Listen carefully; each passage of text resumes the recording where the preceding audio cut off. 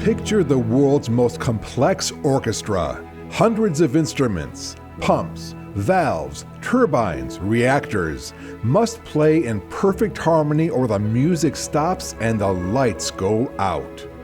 The unseen conductor guiding it all is the Distributed Control System, or DCS. A DCS is the digital nerve center of large industrial facilities, refineries, chemical plants, paper mills, and even power plants. It doesn't rely on a single master controller.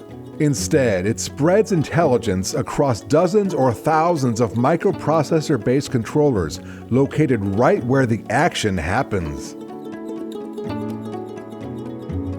Each local controller measures temperature, flow, or pressure and makes split-second adjustments. They often communicate over redundant networks to human-machine interfaces, HMIs, where operators can see the entire plant and intervene when necessary. Trend historians archive every data point, and engineering workstations deploy software updates. It's fast, flexible, and because decision-making is distributed, it keeps the plant running even if one part fails. But that same distribution also expands the attack surface. Decades ago, DCS networks were isolated islands of automation. Today, they're linked to corporate IT, to cloud historians, even to contractors dialing in for support. Convenience and efficiency came first. Cybersecurity often came later. In 2017, the Triton malware bypassed a remote access connection at a Petro Rabigh-related site in Saudi Arabia, targeting safety shutdown controllers integrated with a DCS. Operators identified it just in time. If the attack had succeeded, it could have disabled safety layers while the process continued, creating a disaster scenario. Just a year earlier, ransomware at a German steel mill forced an unplanned blast furnace shutdown after the DCS network was compromised. The plant lost millions due to downtime. These aren't Hollywood plotlines. They're case studies showing why cybersecurity and operational reliability must go hand in hand.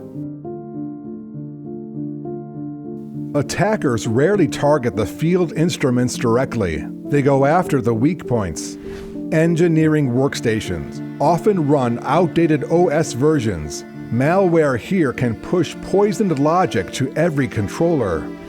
Operator HMIs. A fish that steals credentials gives hackers an insider's view.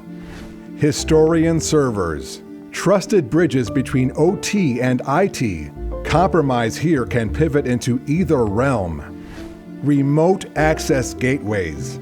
Convenience ports that sometimes bypass multi-factor authentication or allow plain text protocols.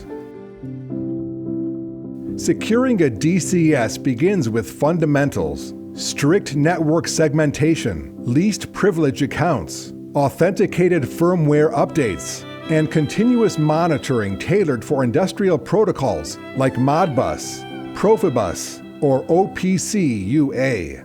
But resilience also involves people and processes, incident response runbooks, regular backup drills, and a policy that every change to controller logic needs peer review. Treat the DCS like the essential infrastructure it is, and you protect not just production targets, but employee safety, environmental care, and ultimately, the trust of the communities you serve. The industry's music never stops. While the melody may come from spinning pumps and crackling reactors, the rhythm is maintained by a distributed control system designed to adapt, recover, and keep the world's most complex concert in tune. And that is a distributed control system.